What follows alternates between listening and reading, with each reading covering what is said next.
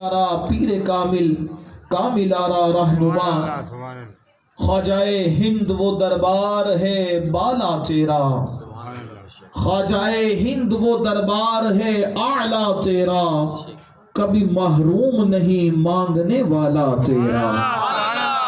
اللہ کی حمد و ثنا نبی کریم صاحب صد تکریم باعث تخلیق ارض و سما صلی اللہ تعالی علیہ وآلہ وبارک وسلم کی بارگاہ مقدسہ میں سب سے پہلے قرآن مجید فرقان حمید کی آیت مبارکہ جو میں نے آپ کے سامنے تلاوت کی ہے وہ بیان کر کے پھر اپنی گفتگو کو آگے کی طرف لے کر آتا ہوں۔ رب تعالیٰ ارشاد فرماتا ہے الا ان اولیاء اللہ لا خوف علیہم ولا هم يحزنون، خبردار بے شک جو اللہ کے ولی ہیں انہیں نہ کوئی خوف ہے اور نہ ہی وہ کبھی غمگین۔ مجھ پر درود و سلام پڑے گا، کل بروز قیامت میرے قریب ترین بھی وہی شخص ہوگا۔ اور اگر اس حدیث مبارکہ پر غور کریں نا تو ایک اور بات سمجھ میں آتی ہے، اور سمجھنے کے بعد پھر عاشق سناٹے میں نہیں رہے گا، پھر مسکرائے گا بھی، اور اللہ رب العزت کی تسبیح کو بیان کرے گا سبحان اللہ کی صورت میں۔ حضور فرماتے ہیں اگر اس فرمان پر غور کریں تو ساری عبادتیں نماز، روزہ، زکوٰۃ، حج و دیگر جتنی عبادتیں ہیں ساری عبادتوں کے بدلے میں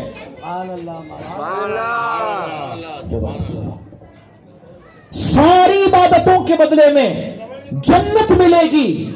اور درود شریف ایسی عبادت ہے کہ جنت بعد میں ملے گی، جنت کے دولہا مصطفیٰ کریم کا ساتھ پہلے مل جائے گا۔ تو اب سمجھدار تو وہی ہوگا، کاروباری ذہن رکھنے والا تو وہی ہوگا جو اب خاموش نہیں بیٹھے گا، بلکہ سودا کتنا آسان ہے، پڑھنا کثرت کے ساتھ درود شریف ہے، ساتھ مصطفیٰ کریم کا ملنا ہے۔ اب پڑھے بابا سے بلند الصلاۃ والسلام علیک یا رسول اللہ، الصلاۃ والسلام علیک یا حبیب اللہ، الصلاۃ والسلام علیک یا خاتم النبیین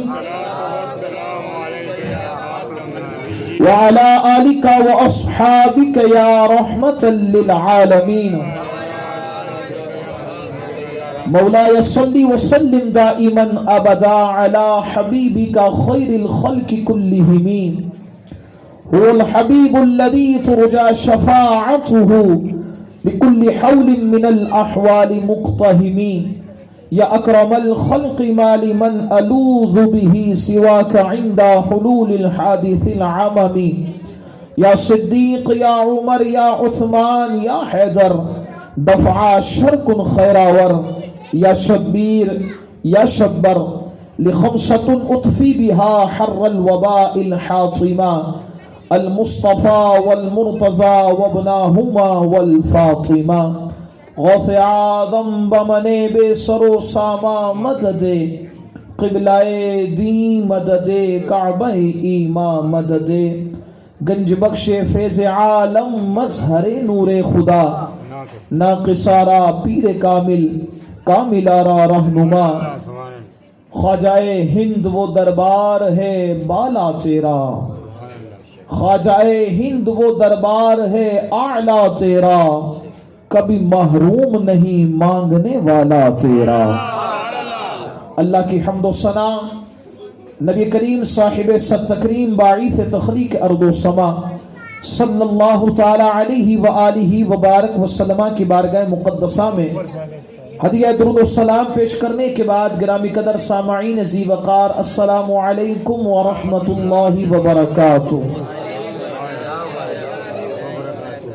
اللہ رب العزت کا یہ بہت بڑا احسان اور کرم ہے کہ رب تعالیٰ نے اس بابرکت پر رونق پر نور محفل میں آ کر ہم سب کو ذکر مناقب سننے کا موقع عطا فرما رہا ہے۔ رب تعالیٰ کی بارگاہ میں دعا ہے رب ذوالجلال ہم سب کا یہاں پر آنا، یہ محفل سجانا اپنی بارگاہ عالیہ میں قبول و منظور فرمائے، اور اس محفل مبارکہ کے سجانے اور ہم سب کے آنے پر اللہ تعالیٰ اپنے کرم کے شائع نشان ہم سب کو اس کا اجر عطا فرمائے۔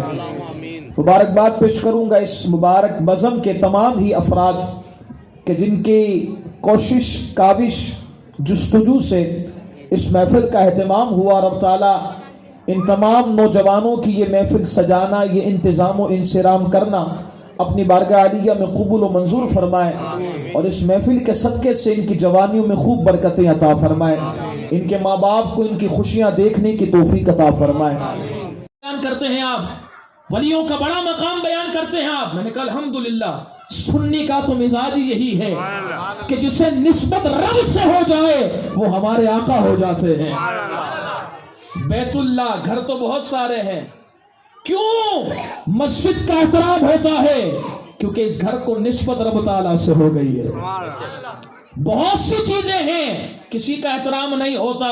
پورے محلے میں کئی گھر ہوتے ہیں لیکن چپل اتار کر گھر کے اندر کوئی نہیں جاتا ہے، بلکہ گھروں میں مہمان بن کر جاتے ہیں تو اعلیٰ چپل پہن کر جاتے ہیں، لیکن جب اللہ کے گھر میں آتے ہیں تو چپل باہر اتارتے ہیں، ننگے پیر رب کے گھر میں جاتے ہیں. کیوں؟ میں نے کہا اس لیے کہ یہ گھر ہمارا نہیں، یہ گھر رب تعالیٰ کا ہے. اسی طرح بندے تو بہت سارے ہیں لیکن جسے نسبت رب سے ہو جائے. ولی ہوتا کون ہے؟ ولی کے معنی کیا ہے؟ دوست تو میرا بھی ہے، دوست تو آپ کا بھی ہے، دوست تو ہم سب کے ہیں، لیکن ہمارے دوستوں کی وہ شان نہیں ہے، وہ مقام نہیں ہے جو شان رب تعالیٰ کے دوست کی ہے. ہمارے دوست کا تو عام سا نام ہے، لیکن جو رب کا دوست بن جاتا ہے اسے کبھی غوث اعظم کے نام سے یاد کیا جاتا ہے، کبھی غریب نواز کے نام سے یاد کیا جاتا ہے. مجھے کہا حضرات یہ کیسی بات ہو گئی، ولیوں کا ذکر کرتے ہو تو ولیوں کو شان رب ہی نے دی ہے نا. الحمدللہ سنی کہاں انکار کرتا ہے؟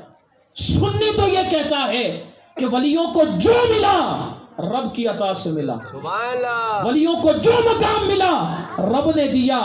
کہ جب رب نے دیا تو پھر ولیوں کی شان بیان کیوں، ولیوں کا تذکرہ کیوں، یہ عرس کیوں منائے جاتے ہیں، یہ جشن کیوں منائے جاتے ہیں؟ میں نے کہا قرآن پورا پڑھنا چاہیے، انداز یہودیوں والا نہ ہو اپنے مطلب کا یوں باقی چھوڑ دیا جائے، میٹھا میٹھا ہپ ہپ ایسے نہیں چلے گا. تو کیا مطلب؟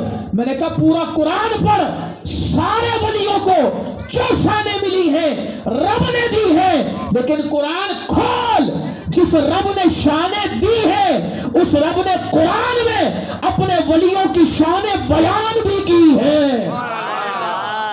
تو جہاں ولیوں کی شان اللہ نے دی ہے وہاں یہ بھی کہنا پڑے گا کہ قرآن میں رب نے اپنے ولیوں کی شان بیان بھی کی ہے، اور بڑے بھرپور انداز میں بیان فرمائی ہے.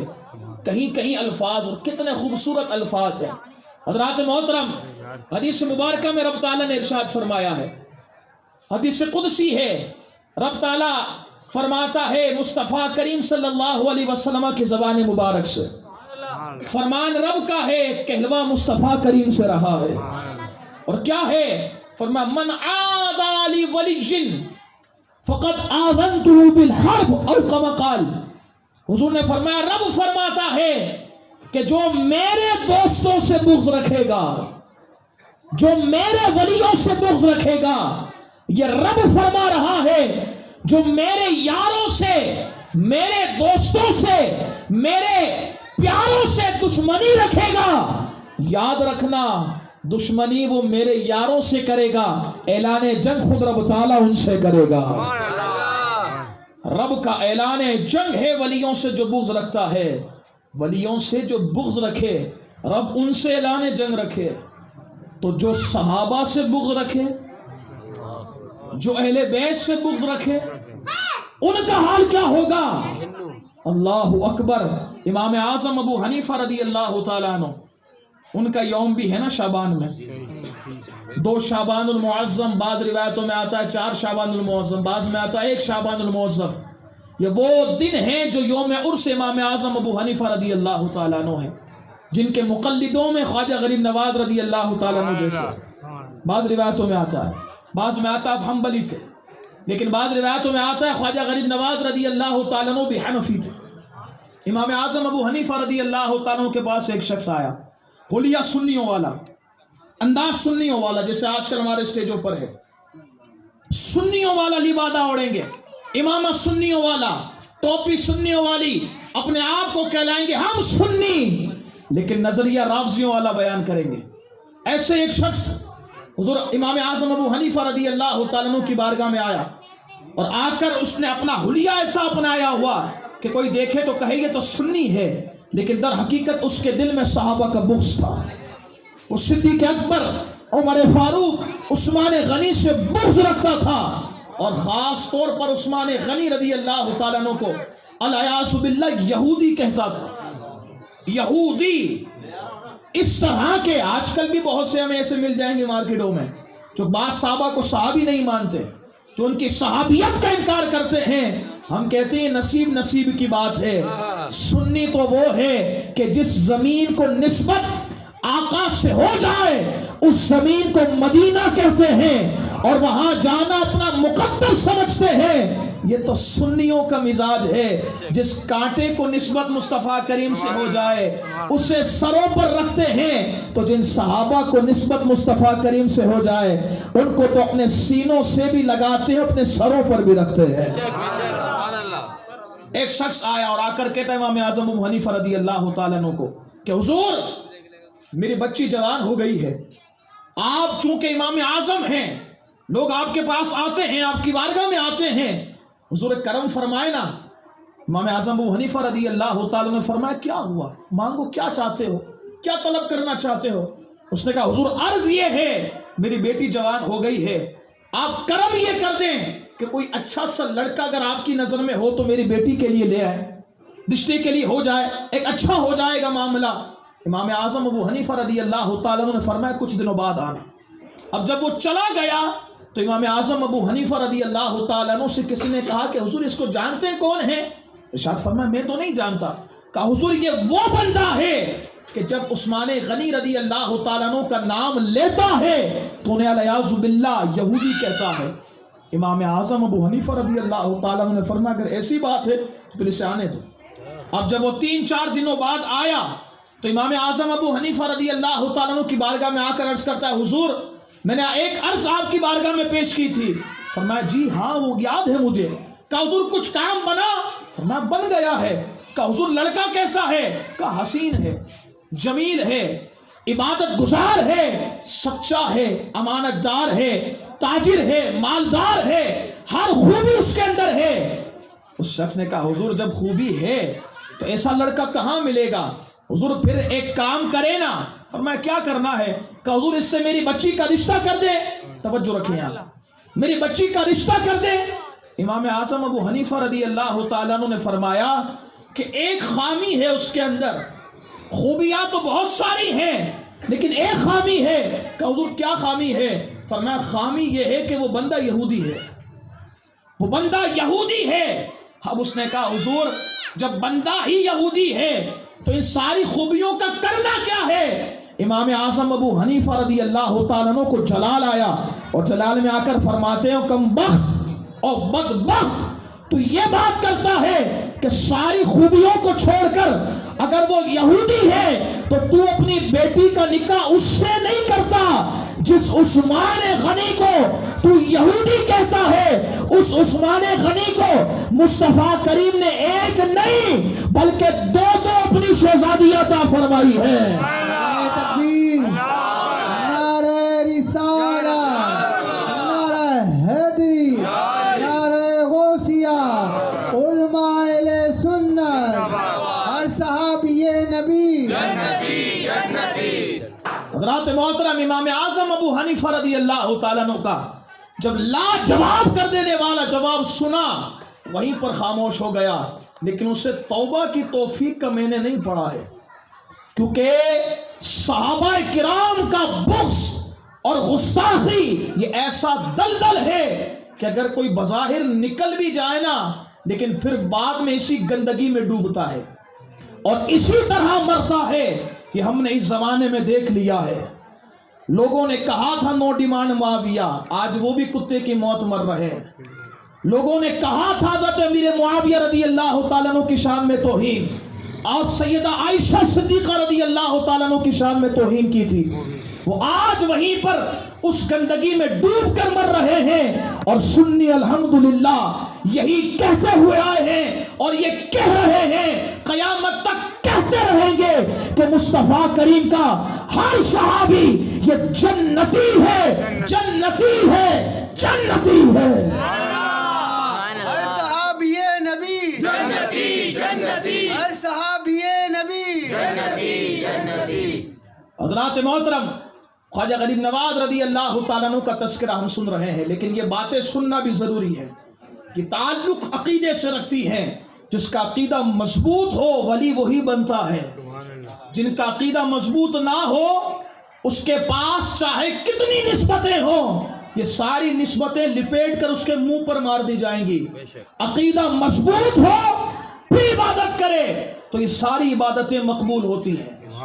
حضرات محترم، خواجہ غریب نواز رضی اللہ تعالیٰ عنہ یہ وہ عظیم بزرگ، یہ وہ عظیم شان و عظمت والے بزرگ